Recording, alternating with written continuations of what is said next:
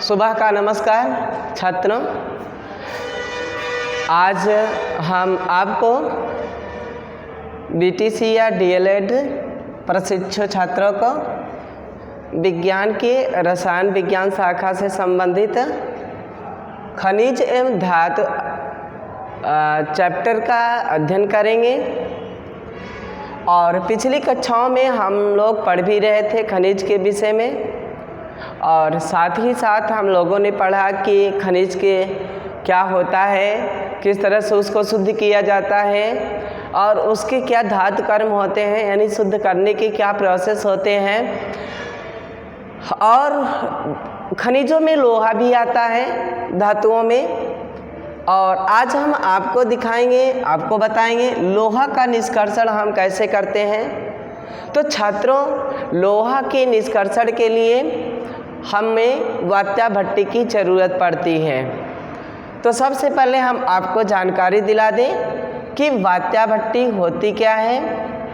आपको बता दें, वात्या भट्टी एक चिमनी के आकार की भट्टी होती है। वात्या भट्टी आप अपने गांव में ईंट की भट्टी को देखा होगा, ईंट के भट्ठा को देखा होगा। उसी तरीके से यह वात्या भट्टी होती है, जिसमें नीचे टेम्परेचर ज़्यादा रहता है और ऊपर जैसे ही बढ़ते चले जाते हैं टेम्परेचर कम होता चला जाता है।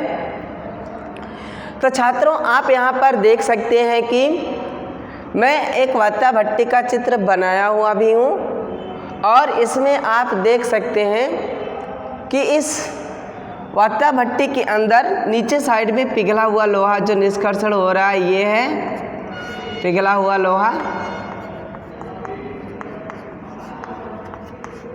और ऊपर है सांद्रित अयस्क प्लस कोक प्लस चूना।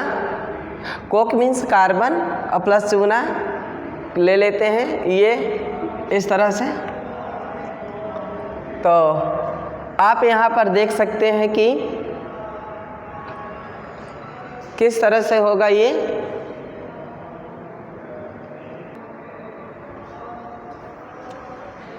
तो आपको बता रहा हूँ कि जो वात्या भट्टी होती है ना, लोहा निष्कर्षण के लिए वात्या भट्टी गलित लोहा एवं धातुमल को वात्या भट्टी के तल पर स्थित अलग अलग द्वारों से बाहर निकाल लेते हैं। यहाँ पे आपको कहा जा रहा है कि जो गलित लोहा होता है, यहाँ पे गलित लोहा है, आप देख रहे हैं ना।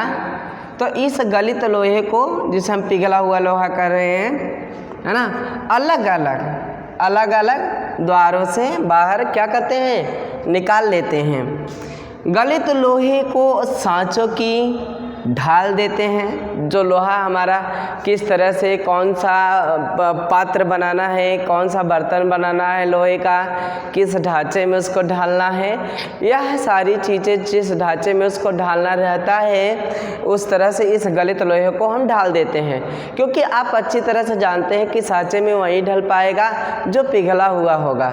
अगर वो पिघला हुआ नहीं होगा तो वह सांचे में नहीं ढल सकता है। तो सांचे में ढालने के लिए उसे पिघलना पड़ता है। तो जो ये पिघला हुआ लोहा था, ऑलरेडी मेल्टिंग आयरन जो था, पिघला हुआ जो आयरन था, लोहा था, इसे हमने क्या किया कि सांचों में ढाला। इस प्रकार लोहा ढलवा लोहा कहलाता है। तो आपके चैप्टर में परिभाषा पूछ सकता है, ढलवा लोहा क्या कहते हैं। आपने सुना होगा ढलवा लोहा होता है, पिग आयरन होता है, कच्चा लोहा होता है ना। उसके बाद ढलवा लोहा किसे कहते हैं, बहुत इंपॉर्टेंट मैटर है यहाँ पे। जैसे आपको पूछा गया कि ढलवा लोहा की परिभाषा दीजिए, या विकल्प में पूछा गया ढलवा लोहा कैसे कहते हैं, तो ढलवा का मतलब होता है ऐसा लोहा जिसको ढाला जा सके। तो ऐसे लोहा जिसको ढाला जा सके उसे क्या कहेंगे, ढलवा लोहा कहेंगे। तो ऑलरेडी आपको अपना माइंड लगाना होगा कि ढल कौन सकता है, जो नॉर्मल हो, जो हर एक फेज में अपने आप को समायोजित कर सकता हो, वही ढल सकता है। यानी आप जानते हैं कि ढलेगा वही सांचे में जो ऑलरेडी पिघला हुआ होगा।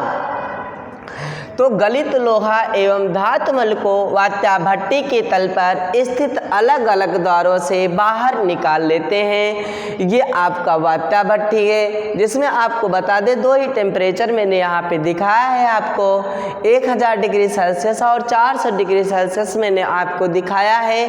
जबकि आप इसे अच्छी तरह से जानते हैं कि टेम्परेचर नीचे भी लो में रहता है, टेम्परेचर लो में रहता है, धीरे धीरे जैसे जैसे हम ऊपर उड़ते जाते रहते हैं टेम्परेचर नीचे हाई में रहता है, धीरे धीरे ऊपर जब हम उड़ते हैं लो में होता चला जाता है। अगर अनुमानतः हम यह मान लें कि यहाँ पर 1000 डिग्री सेल्सियस है, तो आप देख सकते हैं कि कुछ ही ऊपर जाने पर ये 400 डिग्री सेल्सियस हो जा रहा है। तो सामान्यतः इससे अनुमान लगाया जा सकता है कि नीचे भी इसका टेम्परेचर उससे ज़्यादा रहा होगा, नियर अबाउट 2000, फिर 1800, फिर 1500, 1600, इस तरह से 1100, फिर 100 यानी कि 400 डिग्री सेल्सियस तक। तो इसमें करते क्या है कि इस वात्या भट्टी के अंदर सबसे पहले हम सांद्रित अयस्क प्लस कोक और प्लस चूना ले लेते हैं। यहाँ पे लिखा हुआ है सांद्रित अयस्क। हम लोग अयस्क जो सांद्रित कर रहे थे, अयस्क का सांद्रण आप जो पढ़े हुए थे, उससे जो मैटर मिला हुआ था, पदार्थ जो मिला हुआ था, उसको हमने ले लिया और कोक को ले लिया, कोयला को ले लिया और प्लस किसको ले लिया, चूना को ले लिया। आपने देखा यहाँ पे मैं लिया हुआ हूँ। तो सांद्रित अयस्क को, कोक को और चूना को लिया गया ना। अब इसमें होता क्या है, इसमें देखिए CO2 बनेगा। अगर कोक कार्बन डाइऑक्साइड, कार्बन आपने लिया है ना, CO2 मिला ईंधन से, तो ऑलरेडी वहाँ कार्बन मोनोऑक्साइड बन गया। तो आप यहाँ पर एक पर्यावरण से भी संबंधित प्रश्न आ जाता है कि भाई चिमनी से कौन सा धुआं निकलता है, तो कार्बन मोनोऑक्साइड निकलता है, जो कि आप यहाँ पे अभिक्रिया को देख रहे हैं। तो यहाँ भी कार्बन मोनोऑक्साइड हो गया। तो कार्बन मोनोऑक्साइड कैसे बना, CO2 और C के, और कार्बन और ऑक्सीजन मिलकर के कार्बन डाइऑक्साइड बनते हैं। तो इसका मतलब सबसे पहले हम कार्बन डाइऑक्साइड भट्टी के अंदर बनता है, जिसे कार्बन प्लस O2 यानी कार्बन जब ऑक्सीजन के संपर्क में आ जाता है तो वहाँ पे CO2 बन जाता है, और यह CO2 जैसे ही ऊपर जाता है तुरंत पुनः कार्बन से मिलता है और मिल करके क्या बना देता है, कार्बन मोनोऑक्साइड बना देता है। और आपने देखा कि यही कार्बन मोनोऑक्साइड धुएं के रूप में चिमनियों में से निकलता रहता है। इसीलिए चिमनियों की भट्टियों का जो हाइट होता है उसे ज़्यादा कर दिया जाता है, ताकि हमारे पास पौधे जो फल ले रहे हैं उसमें वह प्रदूषित ना हो, वो कालेपन में ना आए। और इन्वायरमेंटल प्रदूषित तो ऑलरेडी हो ही रहा है, लेकिन काफ़ी हाइट पे हो, तो कार्बन मोनोऑक्साइड से हमारी सांसें फूलने लगती हैं, है ना।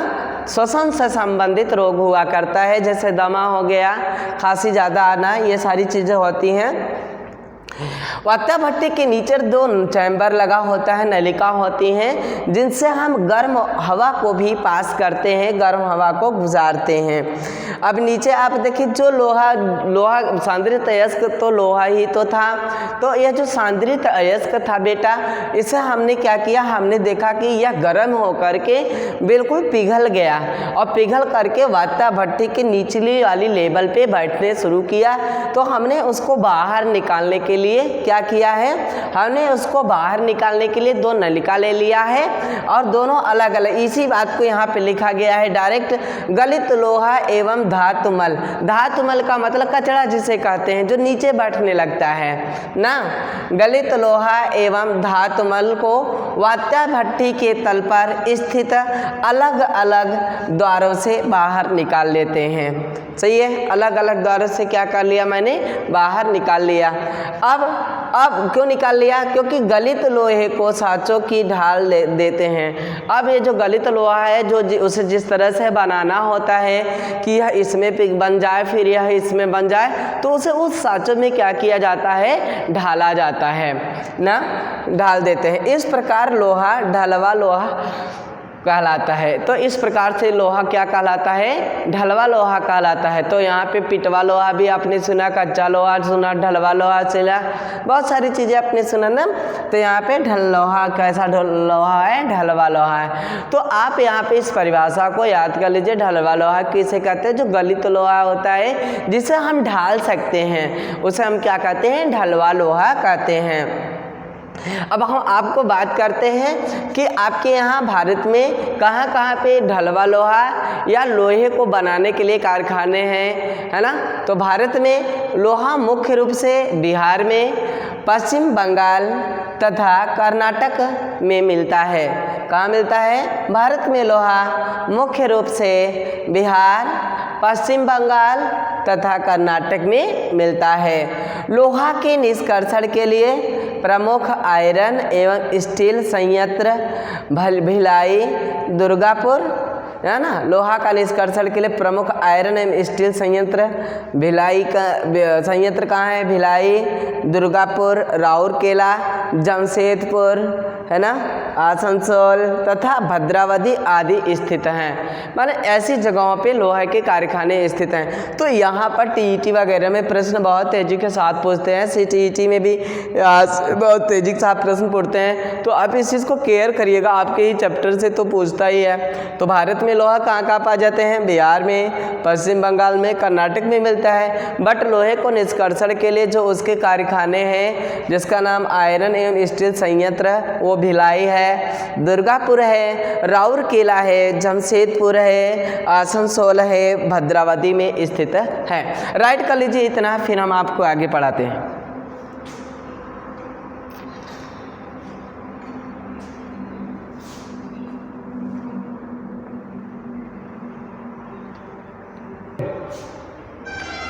तो अब इसमें देखिएगा, मैं आपको एल्युमिनियम धातु के निष्कर्षण के विषय में बताऊंगा। तो आप सबसे पहले तो देखिएगा कि एल्युमिनियम धातु का निष्कर्षण कैसे किया जाता है।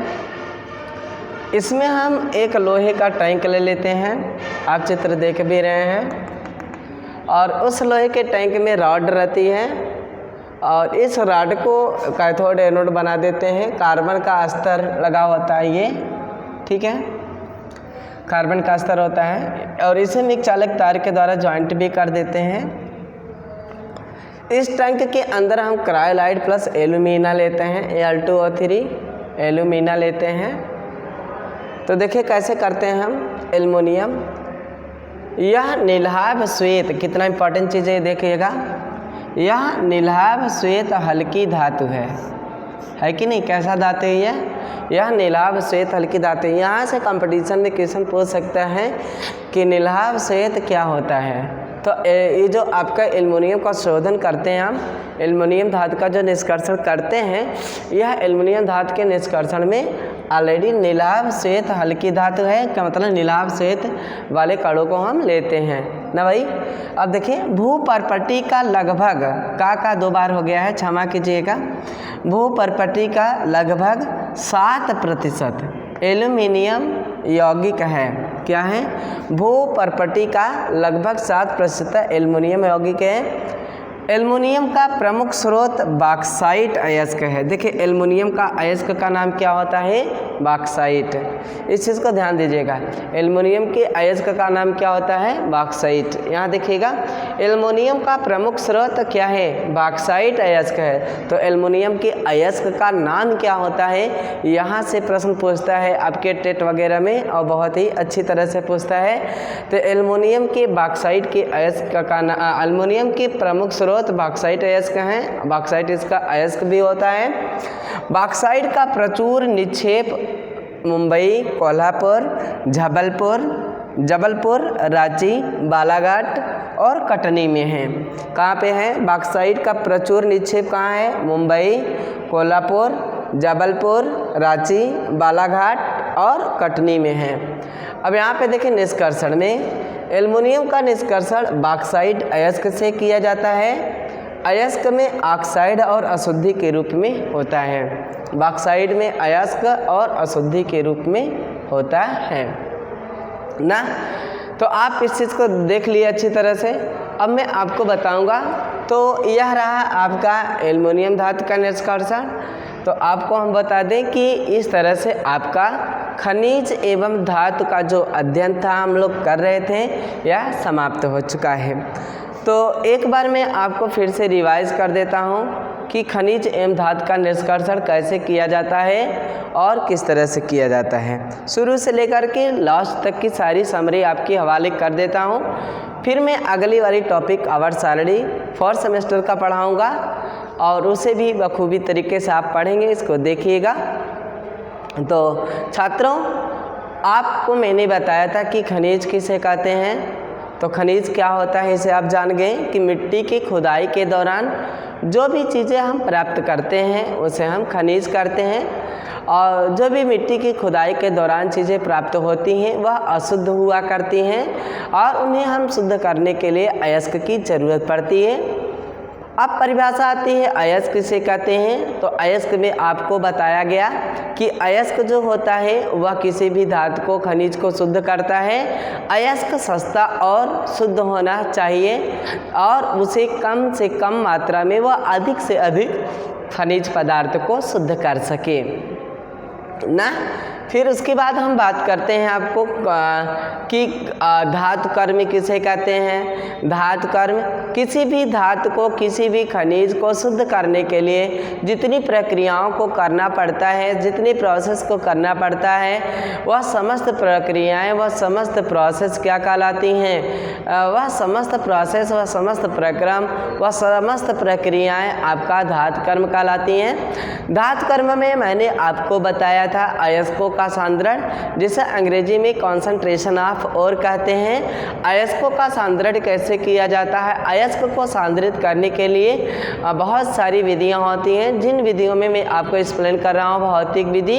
भौतिक विधि में हम आपको चुंबकत्व विधि का एक्सप्लेन करता हूं। चुंबकत्व विधि में हम 2 व्हील ले लेते हैं, सेंटर में चुंबक लगे होते हैं और उसको हम एक पट्टे से संबंधित कर देते हैं। फिर हम उसको घुमाते हैं, ऊपर उसके हापर लगा होता है और उसके अंदर हम अयस्क को डालते हैं और से धीरे धीरे वह अयस्क शुद्ध हो जाता है, जिसे हम चुंबकीय विधि के द्वारा अयस्क के सांद्रण की विधि कहलाती है। और छात्रों, आपको बता दें कि चुंबकीय विधि में जो होता है वह ऑलरेडी ऐसे धातुओं को लिया जाता है जिसमें चुंबक का गुण होता है।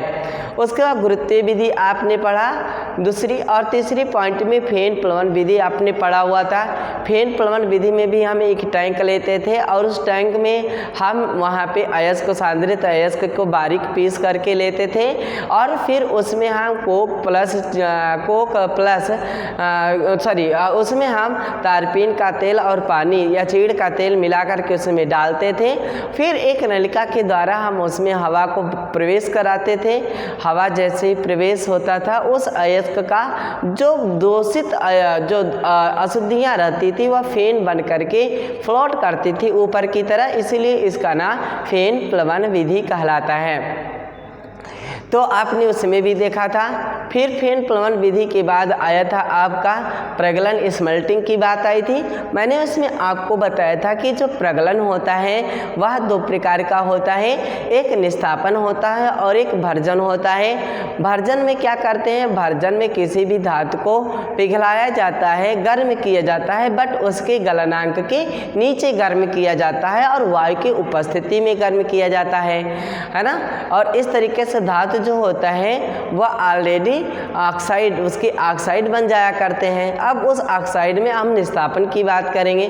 तो निस्तापन में भी क्या होता है कि धातु को इतना गर्म किया जाता है कि ताकि वह पिघले ना, और इसमें उसके ऑक्साइड या गैसीय जो अशुद्धियाँ होती हैं उसको शुद्ध करने के लिए किया जाता है। जैसे जिंक ऑक्साइड था तो उसमें कार्बन को मिला करके प्रचुर मात्रा में कार्बन मोनोऑक्साइड बना देंगे और जिंक को क्या कर देंगे, अलग कर देंगे। इस तरह से धातु क्या हो गया, अलग हो जाता है। अब उसके बाद जो मैंने आज लेक्चर दिया है, आज जो मैंने आप सबको पढ़ाया हुआ है उसमें मैंने आपको यह पढ़ाया हुआ है वात्या भट्टी के द्वारा हम लोहे का निष्कर्षण कैसे करते हैं। आपको मैंने बताया कि जो वात्या भट्टी होती है वह एक प्रकार की चिमनी हुआ करती है जो गांव में ईंट का भट्ठा होता है।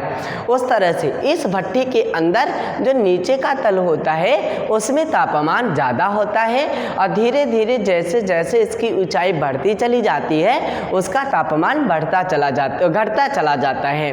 और उसमें होता क्या है कि नीचे भी 2 नलिकाएं लगी होती हैं, ऊपर में कोक ले लेता हूँ और वो सांद्रित अयस्क ले लेता हूँ और फिर उसको मैं पिघलाना शुरू करता हूँ। तो आप देखेंगे कि धीरे धीरे वह लोहा और उसका धातुमल नीचे पिघल करके कलेक्ट होना शुरू हो जाते हैं। और जैसे ही यह नीचे एकत्र होते हैं तुरंत हम उसे अलग अलग द्वार से बाहर निकालते हैं। चूँकि यह पिघला हुआ लोहा था इसलिए हम इसे जिस साँचे में ढालना चाहेंगे उसे हम ढाल लेंगे, इसलिए हम इसे ढलवा लोहा कहते हैं। तो यहाँ पे परिभाषा ढलवा लोहा का भी पढ़ा। और छात्रों आपको बता दें कि लोहे का जो अयस्क होता है उसका नाम हेमेटाइट होता है। और छात्रों आपको एक बात और भी बता दें कि जो लोहा होता है, जो अयस्क का नाम होता है, उनके अयस्कों का नाम जो होता है, अयस्क के नाम को पहचानना यह तरीका होता है कि उसके बाद में आइट लगा रहेगा। ठीक है, उसके बाद में इस पर आ जाता हूँ। अब इसकी बात मैं करता हूँ जिसमें एल्युमिनियम की बात हुई। हम आपको बता दें कि यह नीलाभ श्वेत हल्की धातु होता है और यह भू प्रॉपर्टी का लगभग 7% एल्युमिनियम यौगिक है। एल्युमिनियम का प्रमुख सत्व बॉक्साइट अयस्क है और बॉक्साइट जो हमारे यहाँ प्रचुर मात्रा में होती है मुंबई, कोल्हापुर, जबलपुर, रांची, बालाघाट और कटनी में है। और एल्युमिनियम का जो अयस्क का नाम है वह बॉक्साइट है और बॉक्साइट अयस्क से यह प्राप्त किया जाता है। और इस अयस्क में ऑक्साइड के रूप में बहुत सारी अशुद्धियाँ रहती हैं। आपको एक चीज़ और हम बता दें कि जैसे हमारे यहाँ आपको बता दें लोहा संयंत्र जैसे भिलाई हो गया, बिहार हो गया, कर्नाटक हो गया, या और इस तरह से बहुत सारी जगह पे है ना उपस्थित तो हैं कारखाने इसको शुद्ध करने के लिए, जो मैंने आपको पढ़ाया।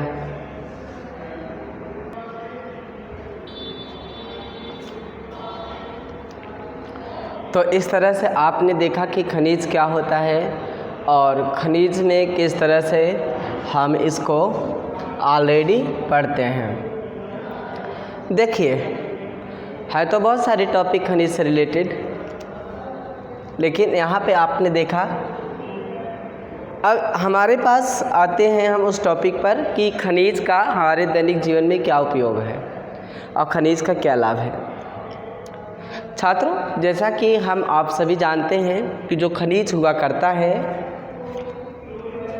उसका संबंध हमारे दैनिक जीवन में बहुत सारे हैं। खनिज में जैसे लोहा आ गया, स्टील आ गए, सोना चांदी आ गए। तो आपको बता दें कि सोना चांदी तो ऐसी धातुएं हैं जो बहुत ही मूल्यवान धातुएं हैं। हमारे दैनिक जीवन में इन धातुओं का बहुत ही गहरा संबंध होता है, लेकिन आप यह भी अच्छी तरह से जानते हैं कि धातुओं के बिना जीवन अधूरा है। इसलिए क्योंकि जो धातुएं हैं, जैसे कुछ धातुएं हमारे पास ऐसे हैं जिनके बिना विद्युत का संचालन होना इम्पॉसिबल है, जैसे तांबा, एल्युमिनियम, ये सारी चीज़ें विद्युत संयंत्र में काम आते हैं, विद्युत तार बनाए जाते हैं। इनका उपयोग हम अपने दैनिक जीवन में भी किया करते हैं। लोहा की बात करें तो लोहा हमारे घरों को बनाने में सामान्यतः यूज होता है। स्टील की बात करें, स्टील के बहुत सारे बर्तन यूज होते हैं, स्टील के बहुत सारे बर्तन हमारे उपयोग में आते हैं। तो ये सारी चीज़ें होती हैं आपको दैनिक जीवन में खनिज के उपयोग करने में। और हमें नहीं लगता कि दैनिक जीवन में खनिजों से बहुत बड़ी हानि हो, ऐसा कुछ है नहीं। अगर हम सोने और चांदी की बात करें तो इसके बहुत सारे चीज़ें आभूषण बना करते हैं जो शादी विवाह में भी यूज़ हुआ करते हैं और इस तरह से बड़े मूल्यवान हुआ करते हैं। सबसे ज़्यादा विद्युत का संचालन चांदी में ही हुआ करता है। बट आपको हम बता दें कि चांदी धातु में यदि हम विद्युत का संचालन करने के लिए तार यूज़ करें तो हमारे पास उसकी जो फ्रीक्वेंसी होगी लाइट की वो बहुत ज़्यादा होगी। लेकिन हमें नहीं लगता कि किसी भी देश में या हमारे भारत जैसे देश में यदि हम चांदी के वायर खींच दें खंभों में तो वह बच जाए। जनता भले ही मर जाएगी लेकिन उसको खींच लाएगी। तो ये सारे तरीके हैं खनिजों का हमारे दैनिक जीवन में बहुत सारा उपयोग है। और इसके बिना जीवन अधूरा भी है। आप किसी भी क्षेत्र में खनिजों को ले लीजिए तो इनके बिना काम अधूरा रहता है। अतः हम यह कह सकते हैं या इससे निष्कर्ष निकलता है कि खनिज मनुष्य जैसे जीवन के लिए बहुत ही उपयोगी है और लाभदायक है। इसलिए हमारे देश में खनिजों को समुचित तरीके से बड़े बड़े खदान, बड़े बड़े इंडस्ट्रियां हैं जिसके तहत हम उसको शुद्ध करते हैं। और इन खनिजों की खदानों में, इन कारखानों में काम बढ़ जाने के कारण हमारे यहाँ बहुत सारे कर्मचारी उसमें लगते हैं, रोज़गार मिलता है। तो बहुत सारे लोगों का रोज़गार भी इन खदानों से संबंधित है। अतः हमें दैनिक जीवन में खनिज को अच्छी तरह से उसकी शुद्धिकरण करनी चाहिए, उसका उपयोग करना चाहिए। सामान्यतः दैनिक जीवन में आप कहीं भी देख सकते हैं, ऐसा कुछ भी नहीं है कि खनिज के बिना कहीं काम हो सके। यानी खनिज का रिक्वायरमेंट पड़ेगा, खनिज की ज़रूरत पड़ेगी और इन खनिजों को शुद्ध करना हमारे लिए कारखानों की ज़रूरत पड़ेगी। अपने स्कूल की ही बात करें आपके स्कूल विदाउट सरिये का तो बन नहीं सकता है।